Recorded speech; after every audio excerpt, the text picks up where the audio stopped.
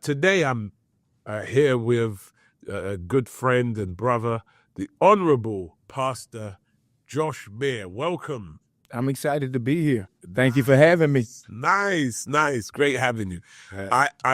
We're talking about the secrets to singleness, and really, there's different keys that we have to really analyze. Yeah. In terms of getting the best out of that phase. Yeah. And there's different phases in life.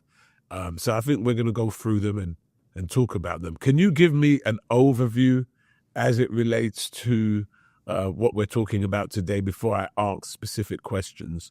Just give me an overview of what your feelings are in terms of the secrets to singleness. Yeah, and being single today in the church as a believer, with all those pressures and all those ideologies and ideas that come.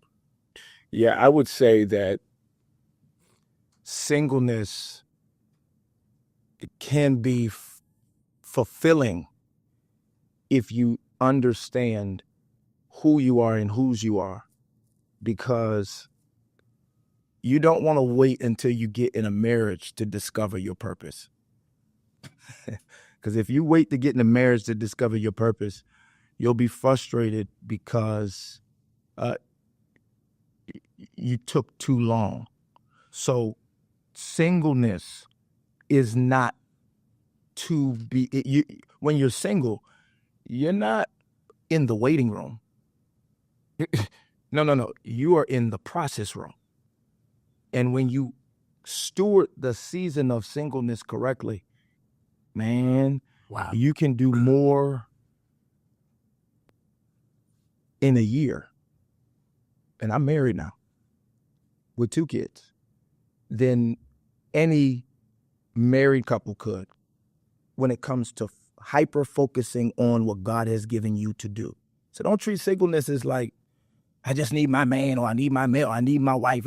No, God got you in the perfect place, the perfect space that he can pour his spirit out on you for you to do what he's called you to do. So I think stewarding singleness is really important. So that's really good. That's my thought. So you're saying while single, you're sort of being active, doing things. The Bible says they that wait upon the Lord. So while we're waiting, we're doing things. We're actively waiting. Right. So it's in the back of our mind or in our mind. Right. But what we're doing while waiting is essential. We're preparing. We're waiting in preparation. Yeah. And we're waiting, to get ourselves to the right place. So would you say that people who are waiting and haven't found their spouse, would you say they're not ready for that yet, or God knows they're not ready yet, and that's why they're still waiting and they're not actually married quite yet? Does that mean that there's further development that they need to do, and that's probably why they're in that position of not being married? Yeah. I would say, this is just me. To answer your question, I would say no. Okay. I don't believe so. Okay.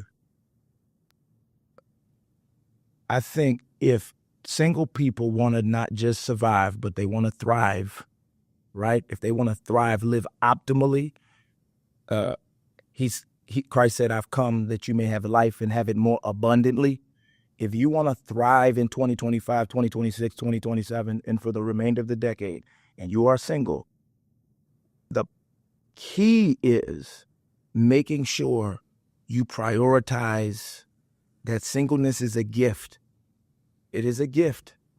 It is a gift. That means when you get a gift, when you get a good gift, you take care of it. So you got to take care of the season. So I don't know if I'm answering your question, but I would say no. I would say no. Waiting, the Bible says this: wait on the Lord, be of good courage, and he shall strengthen your heart. Then he says, wait, I say, on the Lord. In other words, he said it one time, but it wasn't good enough to say it one time. He says it again because he wants you to wait. And so I think most people are conflicting the difference between wait and waiting. WEIGHT, the wait. WAIT, wait. And when you don't prioritize, and when Christ is not at the center, you can't determine the different weights. Because you get what I'm saying? So I'm saying most people think that their singleness is a weight. But if you work out, like I work out, and if you've ever been to the gym, Yeah, I see, man. Yeah, muscles, doc. you don't get stronger until weight is applied. So maybe the season that you're in of singleness is cultivating strength that you didn't know that you had, because it's putting weight on you so that you can wait the season out better. Does that make sense? Yeah. Am I answering your question? You are answering the question. Okay. And so what about those who've been single for quite some time? Give me a timeline. A long time. Whatever you consider a long time. 10 years, 15 years. By choice, or No, they want it? Okay. Yeah. How do they approach that spiritually, psychologically, emotionally? Because it's good. Yes, it's weight, not weight. Is it, the weight of glory, as it were? But weight, WAIT, but they don't have what they deem as their ultimate, which is marriage. So how do they handle that? How do they handle? Yeah, waiting for an extended period of time and not being married, so they don't have what they really desire. And the things that come with that. With being married. With being married, which is having somebody around. Companionship, sex, yeah. Emotions, physical emotions towards them. The highlight reel of what we say marriage. Traveling. Imagine travel, or do you go with, you go and eat in restaurants by yourself. I'm with you. Yeah. I'm just saying I'm saying with every blessing there's a backside with a burden. Yeah. Yeah. With every blessing, there's a backside to the burden. So you're saying it's perspective. Absolutely. It has to be, because you could put marriage on such a pedestal that it even trumps the seat and the throne of God in your heart. Right? And so, yeah, marriage is wonderful. Yes, it's fulfilling. Yes, it's amazing. But the reality is, not every day is peaches and cream. There are some days that it's frustration, aggravation. We ain't talking today. You got to sleep on the couch. So let's not just rush into this highlight reel of what we think marriage is, because whatever you think it is, it's not. Right? So I think we need to start there. Let's set the expectation for what marriage really is, because it's not mountaintop experiences every day. Some days it's valley-like moments. And so if you're single and you're waiting, it's about perspective. That's number one. But how you wait while you're single is imperative to how you'll prosper when God sends you the promise, right? Because waiting is not this passive, it's not sitting on the sidelines of life while life is still going on. No, you got to get out and still wait with expectation, which means how you wait is indicative of your mindset. Right. So if you take on a victim mentality and not a victor mentality, you'll wait differently.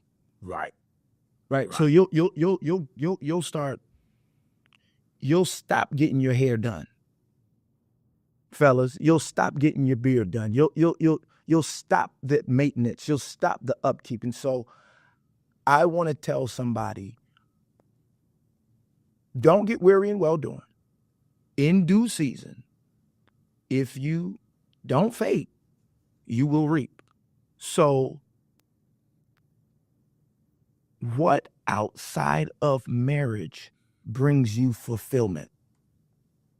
That's number 3. That you got to ask yourself that question, because when you do get married, you will still need to find things that bring you fulfillment within the marriage. So again, it's back to the same thing about perspective. Hey. So that's interesting what you're saying. Okay. As you talk about perspective, because you're saying that there's a counterbalance to every position. Absolutely. Now, do you feel in this social media era, in 2025, that people go on social media and they present marriage as an ideal and as this sort of perfect Romeo and Juliet union, and it not always is, and that then allows people who are maybe not married to look at sometimes that and feel as it's predominantly all positive, which it is positive, but the consideration of the drawbacks are not included in their concept. Do you believe that? Yeah. It's like almost like ESPN, the top 5 highlights, top 10 highlights. You see the highlights. You see all of LeBron James' greatest dunks, see Lamar Jackson's greatest throws, but you don't see the interceptions. You don't see the misses. You don't see the missed dunks. You don't see the turnovers. That's what marriage is like. Less than that, you don't see the training session, gym set, what they going to eat. You see the highlight reel, and people are fronting and putting on a facade in social media because social media is a business. So you have to present well on platforms to get likes, comments, shares, subscribes.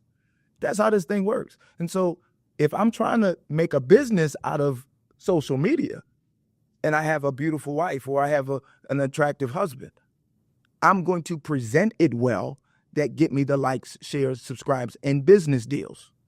And so people who are single who don't or may not understand that there are some people who are doing this thing on social media for money.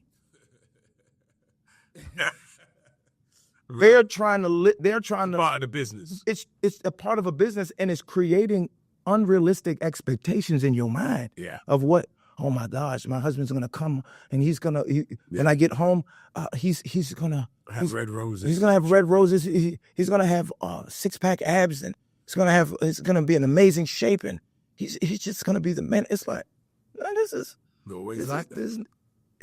It's not like that. For every great day, there may be 3 bad days, and vice versa. It's up and down, but you got to have some maturity in the marriage to stay even keel. But that would be my advice. Like, get out of social media.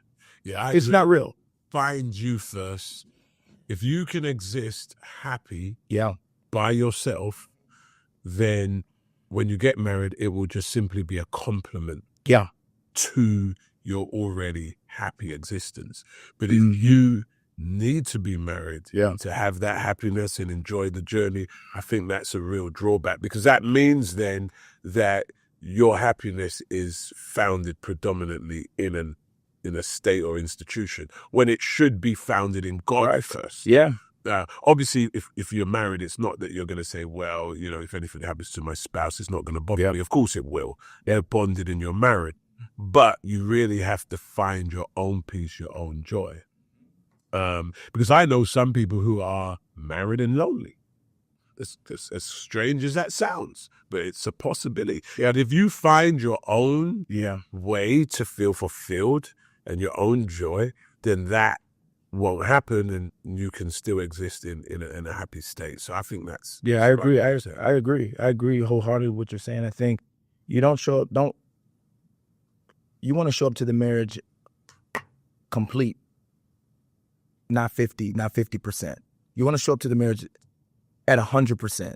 So like you just said, it's a compliment, not that the other person is 100% and you're 50%, because now the marriage is unequally yoked. And you don't want to show up to the marriage 50% and they're 50%. Now y'all trying to be complete. No.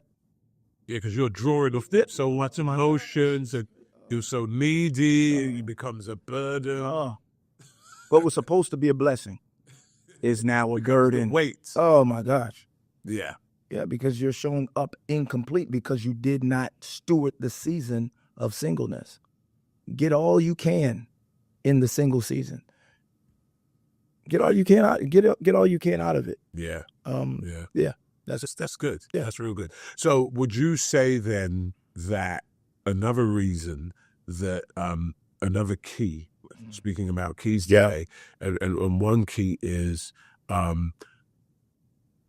how to handle the pressure that comes to a person when they're single, because there's a lot of pressure to be married, to find the person, to have a boyfriend, to have a girlfriend, because everybody else has got one. You know, you turn up to the family do and everybody's got somebody, or to the, you know, gathering of friends. So there's an enormous amount of peer pressure placed on people today to have that significant other.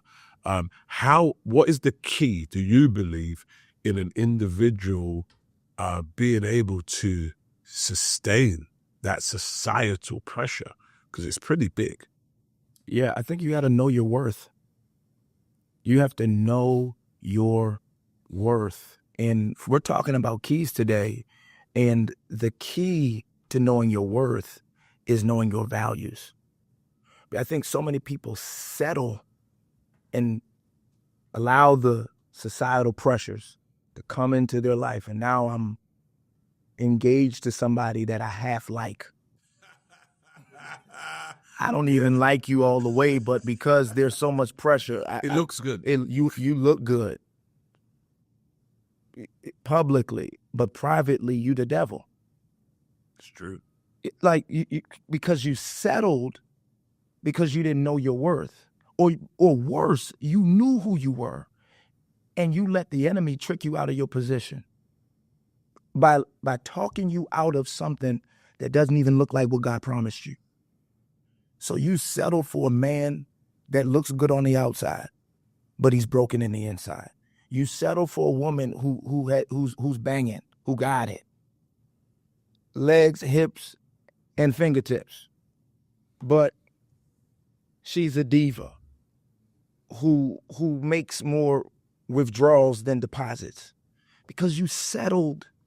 Because my coach said this to me before. He said, we don't settle at the level, we don't settle at the level of our hopes, dreams or ambitions. We settle at the level of our standards. Right. And so if you don't have a standard, anybody will be able to pluck you out of the ground. Anybody will be able to take you out of what God's told you about you. Anybody will be able to tell you, you look good, let's do this. And you'll go for it. But when you have a standard, I like that, because you've got to set your own standard. None of us can get up today and go into the shop and decide what we want to pay for an item. We're told what that item costs. Because if we could give what we wanted, we'd all be paying a cent for, you know, a Louis Vuitton bag.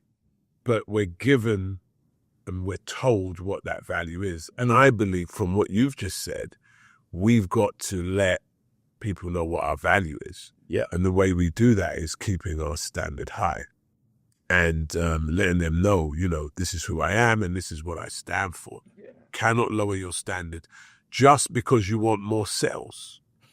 Because you might get more sales, you're going to get less income and less revenue. Right. So I think that's a really important component, really. Because people will lower your standard if they can. Yeah, they'll buy you at the standard they want to buy you at. Look, the standard you have set for yourself. Right, and so many people think they have high standards, but really they're on the value menu.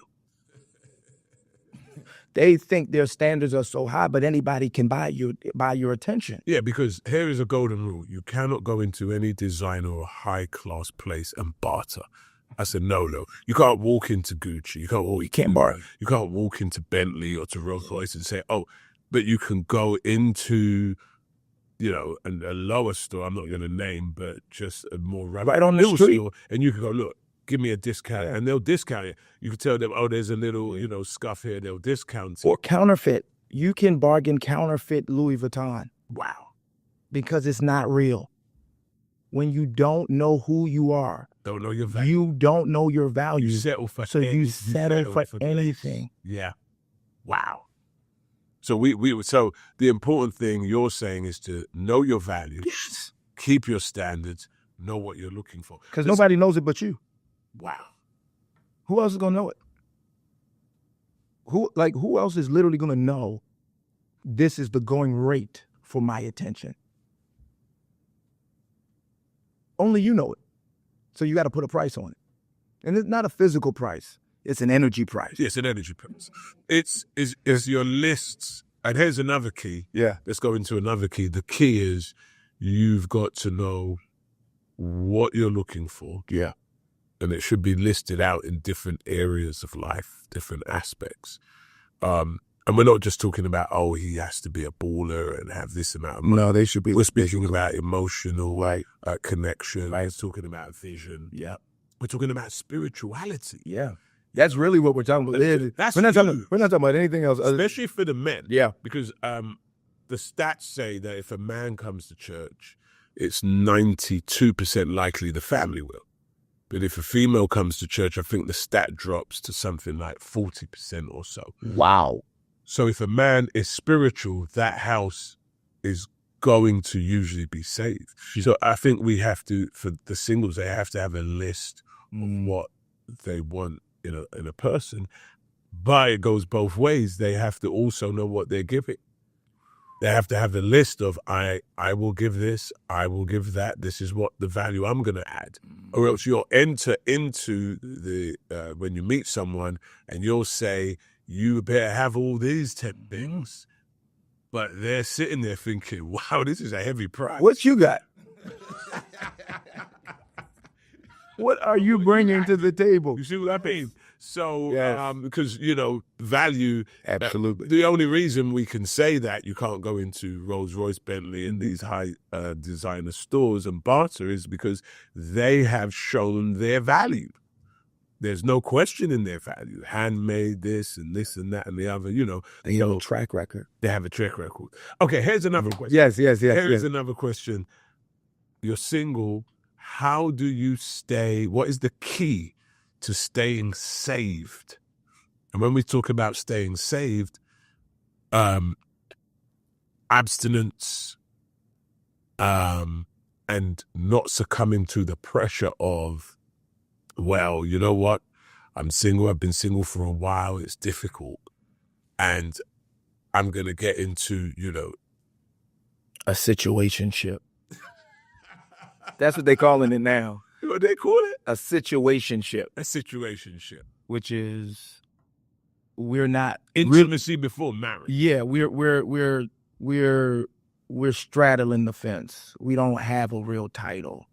In church, we do that in church. Let's not play the game. Like, it's church folk that are doing the messed up stuff. It's the people that know that they're not supposed to be doing it that's doing it. So how do I keep my salvation when my flesh is on fire? Yes, sir.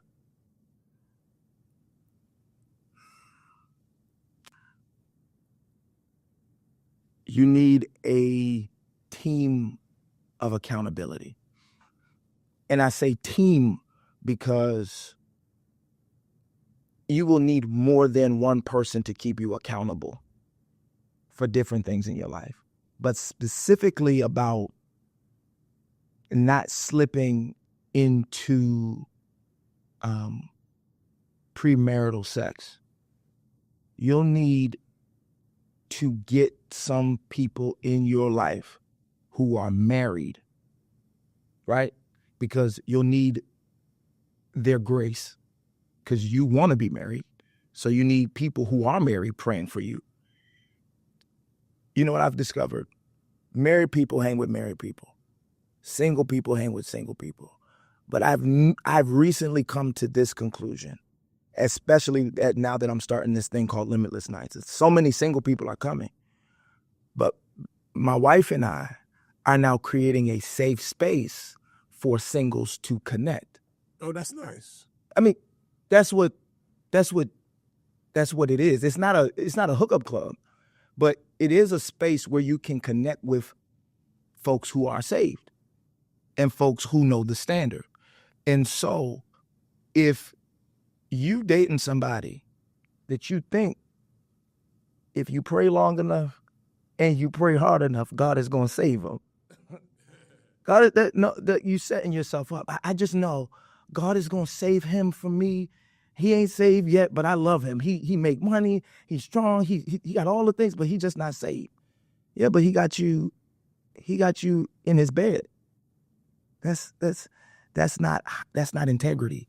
You want a man with integrity who knows the scripture, and you want a man also who doesn't just know it, but knows it well enough to cover you. Right.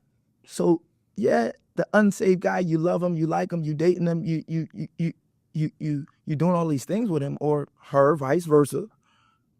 But there is not a standard there to keep you in the right and straight and narrow path. So I would say accountability, get the right people around you, because teamwork makes the dream work. So if you're not around the right people with the right mindset, the right people who are doing the right thing, who want to do what you're trying to do, like you're trying to be married, you're trying to not have premarital sex, you got to be connected to those kind of people.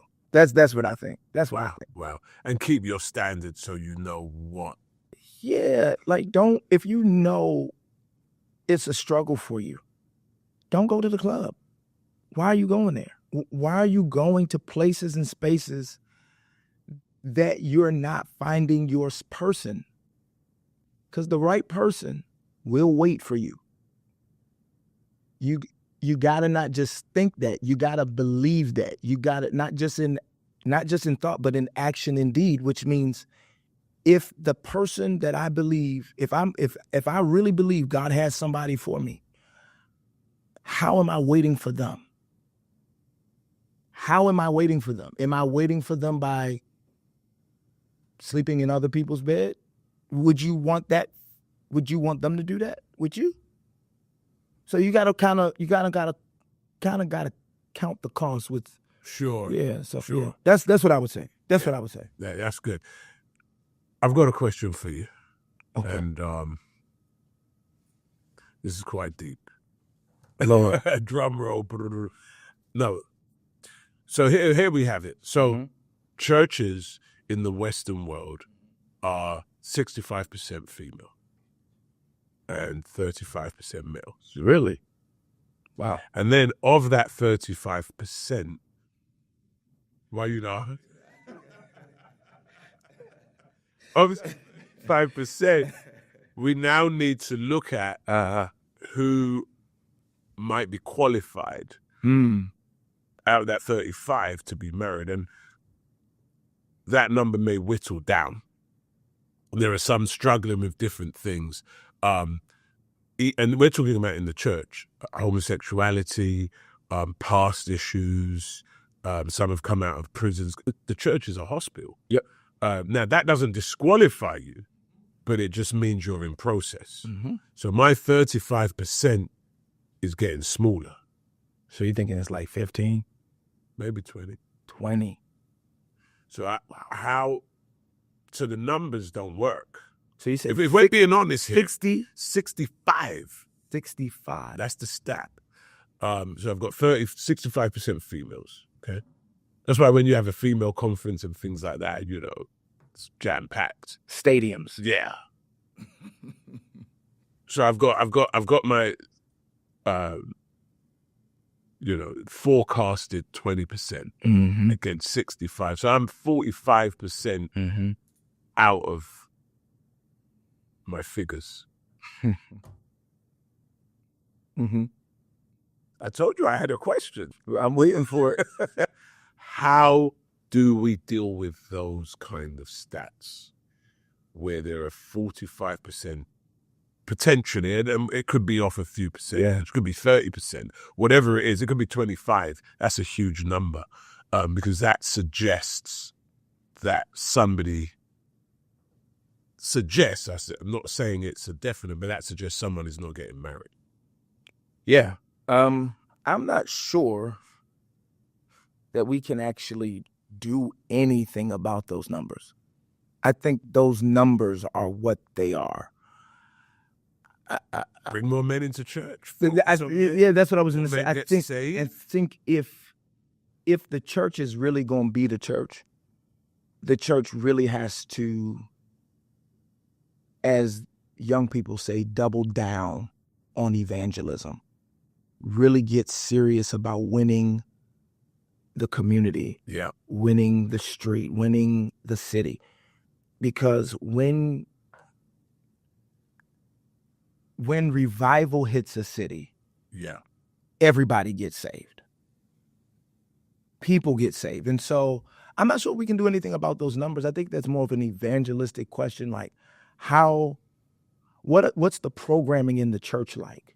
Is the programming in the church catered to women? And I'm not against creating programming in the church that help women. I think we should resource our women. I'm not against that. What I am saying, though, is if majority of the programming is catered to women, then the numbers make sense. Right. There's a reason why it's 65 and it's 30. So I think we as the church, capital C church, your church, my church, everybody's church has to do a better job of creating programming for men to feel like they can be men without compromising their masculinity. Wow. Say that again. In the church. Say that again. I think the church should create programming that does not compromise my masculinity. Sure. So there are certain things as a man that I like to do. Sure. Then there are certain things as a man that I don't like to do. And I don't want to be a part of experiences, not just in church, holistically, that don't really connect with my masculinity. And that doesn't mean that I'm some tyrannical, macho, masculine man. That's not what I'm saying at all. I am saying, though, that there are certain things that I don't want to be a part of because it does not awaken me as a man, as a God-fearing man. So I think that's one of the things that we need to really focus on. That's powerful. I hope I answered your question. No, you did, because I was thinking while you was talking that God said to Abram, I'm going to give you a child. And he never saw it come to pass. So he went and with Hagar said, God, look, I did it. And God said, no, that's not what it was. I said, I'm going to do it. And it was through, Sarai. So in terms of singles, it's not for them to go and bring someone into the church per se. I mean, if you're doing it for evangelistic purposes, yes, but not like, okay, I like him, let me bring him in. I believe the church, because it's a God thing, right? We've got to evangelize, bring more men into the church, and therefore it will be done as a God thing, as opposed to being done, by individuals. Because you settle in, your biological clock is going up, so now you got to find you a man, and all of these things are happening, and they're very real things. And so I don't want to just make light of it. Like, it's a very real thing. The biological clock is ticking for women. The window for women to have kids is a certain age. So I get it, but if it's a God thing, you gotta let it be a God thing. And I think that's what you're saying. Yeah. Okay. Yeah. You gotta let it go. You gotta let the church. We gotta pray and have the church to bring in more men, more souls in general, but definitely more men, and that sort of thing. So I believe that that's really, really important. That's a tough question you just asked me, so I hope I answered it. That's why I was saying there's more that, it's something. So people who are single, how can they have their best life where they wake up every day, and what are some of the things they can do? This is another key.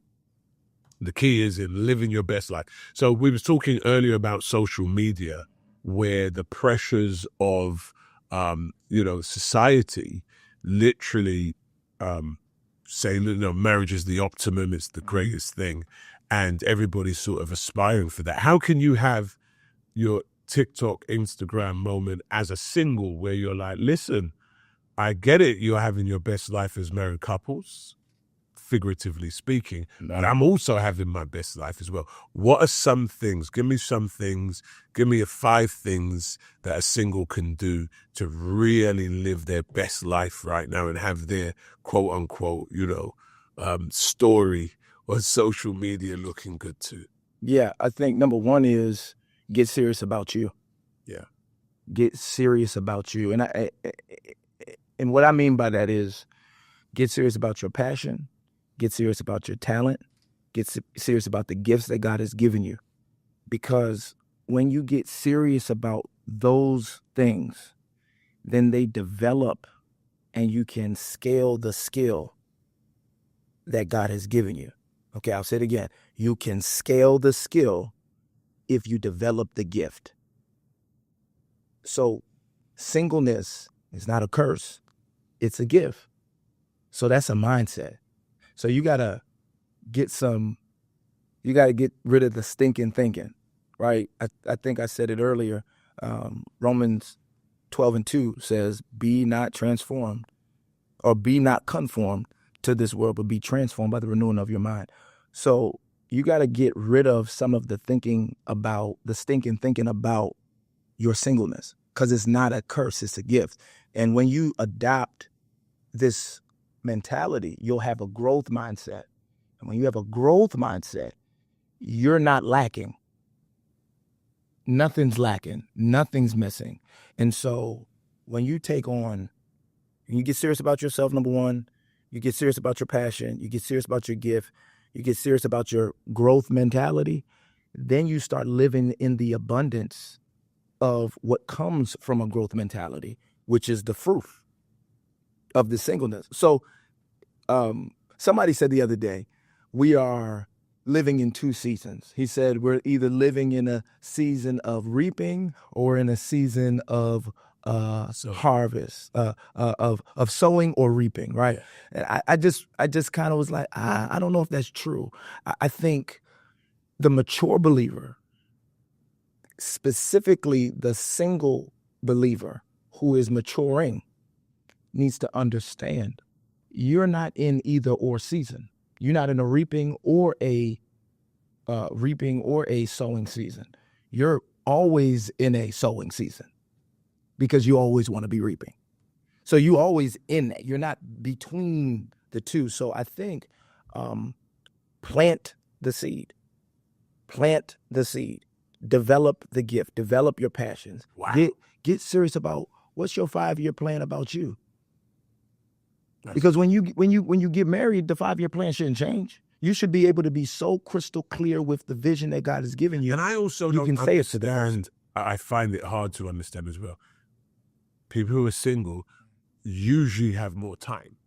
I mean, time on time. And then they got no helping in the church. They're so busy doing other stuff. They can be a lot more resourceful in terms of doing things in the church, which brings about a level of attraction as well. Yeah. You see, there's an ambience that comes from that and an anointing that comes out of that. When I was single, I don't know about you, but I was in the church all the time. I was in the church doing stuff. Yeah. And so I think that's another key, being as resourceful as possible. You know, by the time you get married, you should know usually where your gift is, where God's called you, what your destiny is, within the church as well. Yeah, David was in the field by himself. Yeah. When he perfected his gift. Yeah. His gift was not perfected in marriage. His gift was perfected in the field. That's where he worshipped. He learned how to worship. But he didn't just learn how to worship. He had to fight. He learned how to war. Your single season is to learn how to worship and war. Because in some seasons, you'll need to worship your way through. Yeah. And then in some seasons, you'll need to war your way through. But if you don't develop the capacity to steward your field season, you'll never get to your future. Or you'll get to the future. But incomplete. Incomplete. Yeah. Yeah, I agree. So what are some of the other things that single people can do just to get themselves ready and live their best life now? Do some character assessment.